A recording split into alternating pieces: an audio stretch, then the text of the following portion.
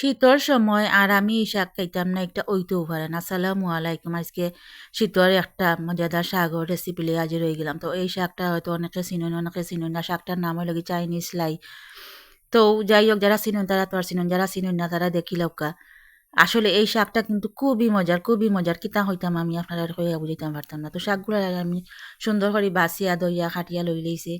এখন একটা কড়াই বয়াই দিলাম গ্যাসের উন্দালো, দিলাইলাম পরিমাণ মতো সরিষার তেল আর দিলাম বেশ করে কাটা পেঁয়াজ রসুন আর দিলাইলাম কাঁচামরিচ নুন।